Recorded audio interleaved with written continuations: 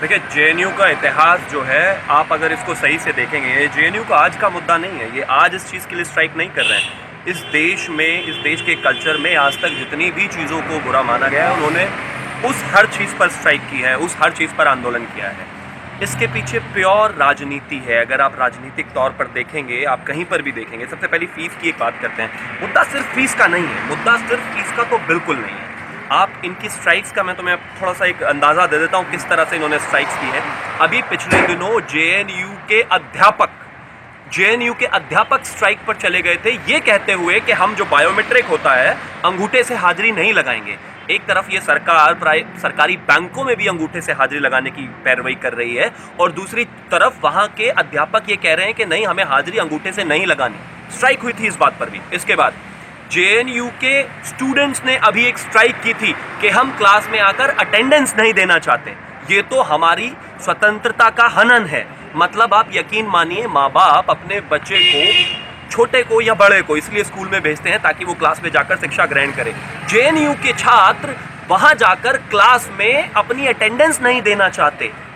ये एजुकेशन के लिए कर रहे हैं? नहीं, बिल्कुल नहीं। ये कैसी स्वतंत्रता है? आप इस देश के जितने भी माँ बाप हैं, हाई क्लास, लो क्लास, मिडिल क्लास, कोई सा भी क्लास हो, आप उनसे जाकर पूछिए, वो यही कहेंगे कि हम चाहते हैं कि हमारे बच्चे स्कूलों में जाकर, और एक बेहतरीन स्कूल में जाकर शिक्षा ग्रहण करें। इन चीज़ों के लिए वहाँ पर ये आंदोलन की बात कर रहे हैं लगातार। इसके अलावा और भी बहुत सारे इंटरेस्टिंग फैक्ट्स हैं किस किस चीज़ पर। और देखिए, ये चाहते हैं कि वहाँ पर जेएनयू के जो गेट्स हैं वो रात भर खुले रहें।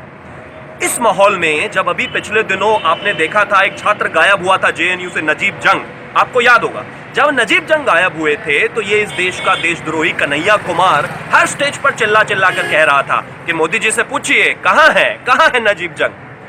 स्कूल में या कॉलेज में या किसी भी संस्थान में या किसी भी हॉस्टल में आप नियम मानेंगे नहीं।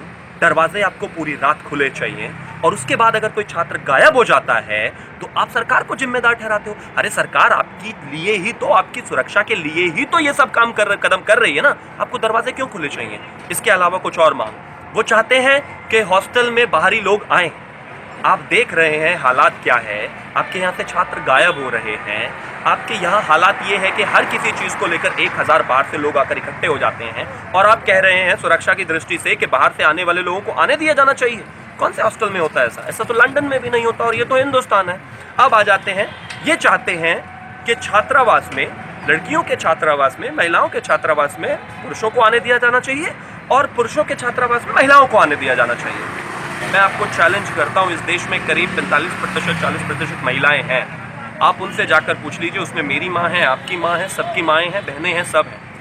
क्या कोई भी महिला अपने बच्चों के लिए ये चाहेगी कि वहाँ पर पुरुष महिला के कमरे में या महिला पुरुष के कमरे में जाए? मैं काम समझता हूँ, जब आप एक छात्र जीवन में होते हैं तो आपको बहुत तमाम काम पड़ते हैं, लेकिन उसके अलावा लाइब्रेरी एक जगह है जहाँ पर आप जाकर मिल सकते हैं, किताबें लेनी है, बात करनी है, बैठना है, समझ सकते हैं हम ये चीज़, आज खुला समाज है। लेकिन आपको छात्रावास में ही जाना ज़रूरी है, जबकि आपको समझना पड़ेगा कि मोलेस्टेशन में जेएनयू लीड कर रहा है।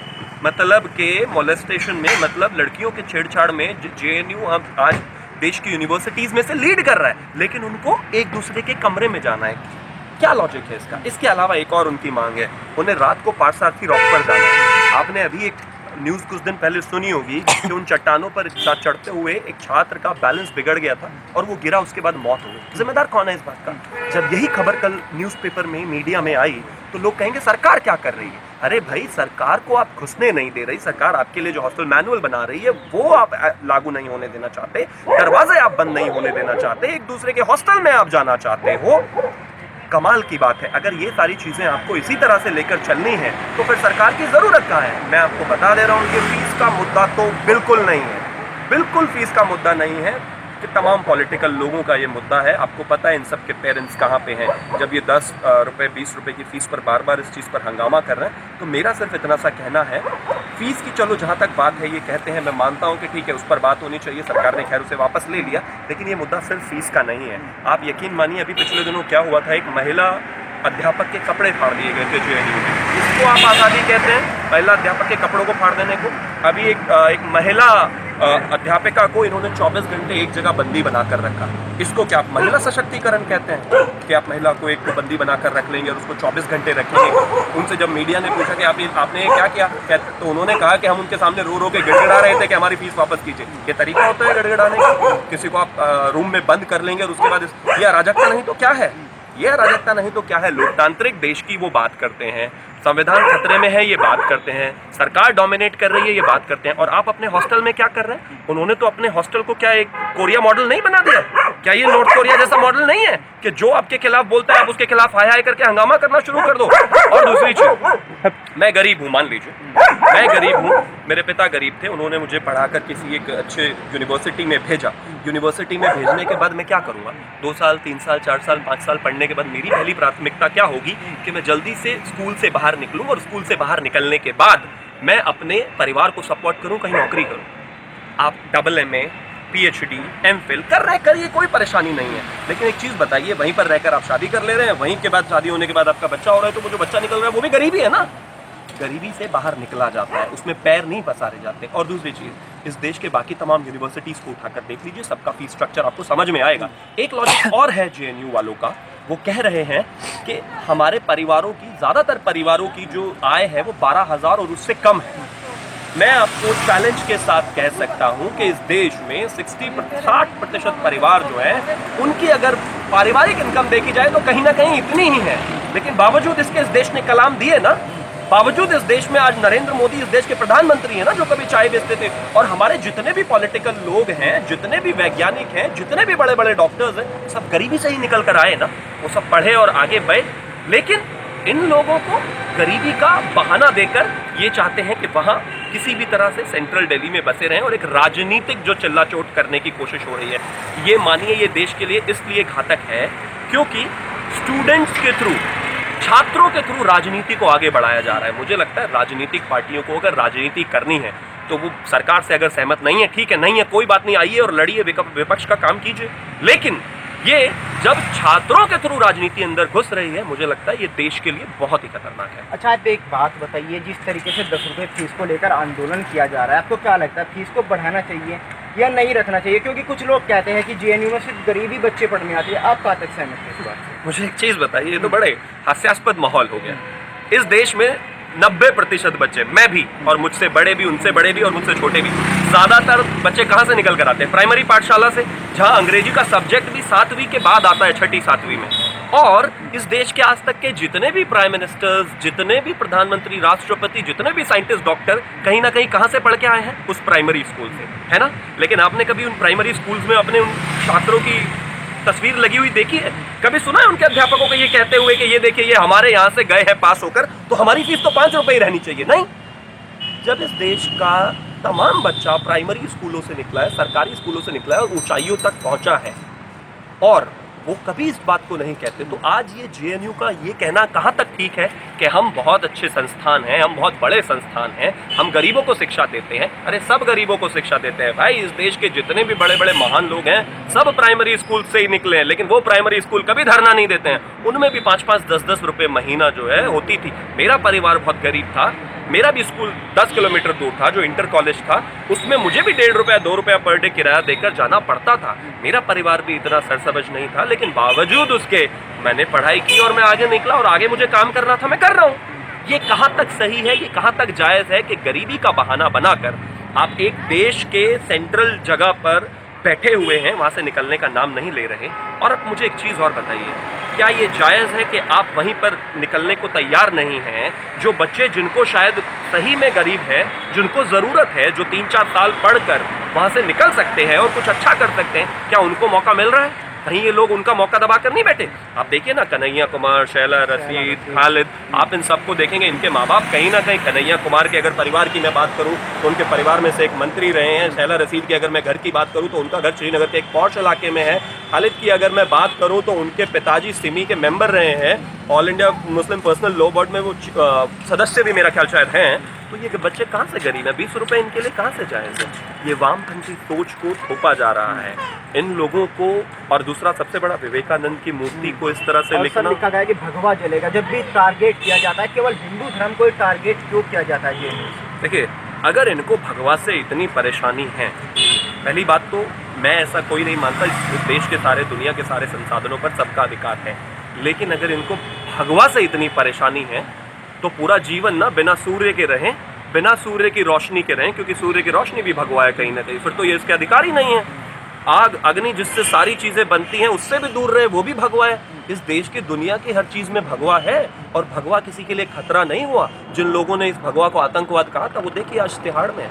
तो सिर्फ इतनी सी परेशानी है। और एक चीज आपको और सोचनी पड़ेगी, ये स्टूडेंट की सोच भगवा है या नहीं, इनके पीछे जो लोग काम कर रहे हैं वो भगवा के खिलाफ काम कर रहे हैं। वामपंथ और लेफ्टिस्ट सोच जो है वो देखा है आपने किस तरह से भगवा के खिलाफ हमेशा जहर उगलती रही है।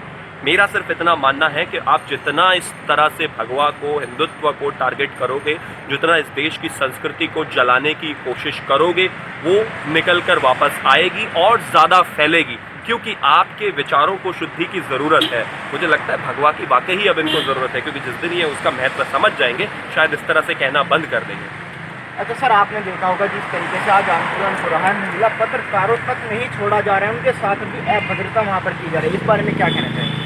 मुझे लगता है कि आपको यही सवाल जाके कन्हैया कुमार को पूछना चाहिए। जब वो कहता है मोदी जी ठीक कर रहे हैं, मोदी जी से पूछिए जाकर ये कैसे इतनी गरीबी है। अब जरा उनसे पूछिए कि देश खतरे में है, संविधान खतरे में, ये बता रहे हैं, और इस देश की राजधानी के केंद्र में एक संस्थान ऐसा है जहां पर एक पत्रकार महिला सेफ नहीं है, और ये कहते हैं देश खतरे में है सरकार से।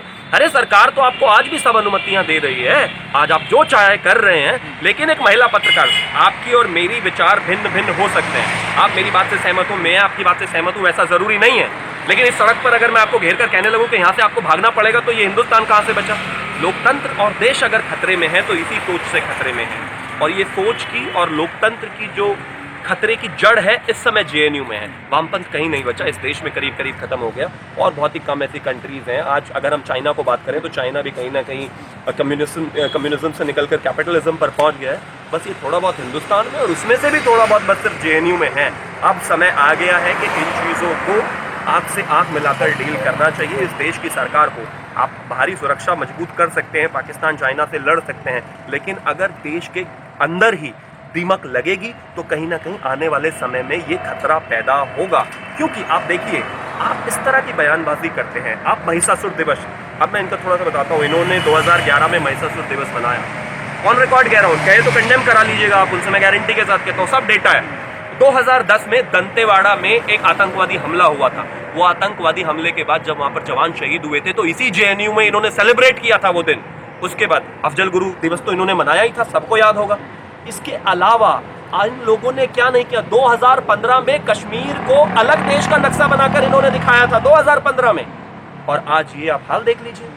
विचारधारा एंटी इंडिया है, पढ़ाई के नाम पर इस देश को बदनाम किया जा रहा है, एक्स्ट्रा लिबरलिज्म के नाम पर इस देश को बर्बाद किया जा रहा है। और समझ लीजिए, इस देश की जनता को, इस देश के युवा को खासतौर पे समझने की जरूरत है कि ये पढ़ाई के लिए बिल्कुल नहीं हो रहा है। जब आप, कई युवाओं को मैंने देखा है आमतौर पर फेसबुक, सोशल मीडिया पर, वो ये कहते हुए नजर आ रहे हैं कि नहीं, ये स्टूडेंट्स की आवाज़ दबाई जा रही है। ये सरकार स्टूडेंट्स की आवाज़ बिल्कुल नहीं दबा रही है। और दूसरी चीज़, आप अगर जेएनयू के बारे में और इस पूरे हंगामे और आंदोलन के बारे में समझना चाहते हैं तो इनके बारे में थोड़ा सा पढ़िए, तब आपको पता चलेगा कि ये अभी नई समस्या नहीं है, ये तो 2010 से भी पहले से फूलते हुए आ रहे हैं। महिषासुर दिवस मनाना, इसके अलावा अगर हमारी सेना शहीद होती है तो उस पर इनको जश्न मनाना, इसके अलावा अफजल गुरु का नारे लगाना, इसके अलावा पाकिस्तान जिंदाबाद के नारे तो सबको अभी तक याद हैं। तो माफ़ कीजिए, मैं हिंदुस्तानी होने के नाते, धर्म मेरा कोई भी हो, मैं बिल्कुल इस बात को नहीं मानता कि आप शिक्षा के नाम पर इस तरह से व्यापारिक काम कर रहे हो, देश के खिलाफ काम कर रहे हो, देशद्रोह के साथ काम कर रहे हो। और ये जितने भी नेता छात्र यहाँ से बनने की कोशिश कर रहे हैं और इस देश के खिलाफ एक मूवमेंट चला रहे हैं, मैं शुक्रगुजार हूँ बिहार की जनता का और खासतौर पे बेगूसराय की जनता का कि इस जैसे राष्ट्रद्रोही ने बेगूसराय में जाकर चुनाव लड़ा। इसका बूथ संख्या 876 शायद कुछ है कन्हैया कुमार के गाँव की। आप यकीन मानिए, इसको वहाँ पर 800 में से मात्र 70-72 वोट्स मिले हैं। इस राष्ट्रद्रोही के गांव के लोग जानते हैं कि ये देश के खिलाफ बात कर रहा है। तो ये शुक्रगुजार करना चाहूँगा मैं खासतौर पर बिहार की जनता और बेगूसराय की जनता का, इन्होंने इसको भगाया। इस देश में इस तरह की किसी भी मानसिकता को उखाड़ फेंकना इस देश की जनता की जिम्मेदारी है, इस देश के युवा की जिम्मेदारी है। और किसी भी तरह के इनके प्रोपेगेंडा में ना आना भी इस देश के लोगों की ही जिम्मेदारी है। ये आएंगे आपको ये बताने कि हम छात्र हैं, हमारे साथ बुरा हो रहा है, लेकिन आपको टिके रहना है इस बात पे कि अगर ये छात्र हैं तो छात्रों वाले काम करें ना। इस देश में आंदोलन के आज हुए हैं, पहले भी होते आए हैं, हमेशा से हुए हैं, बहुत छात्रों ने किए हैं, लेकिन हॉस्टल का दरवाजा पूरी रात खुला रहा है, ये कहाँ तक जायज़ है?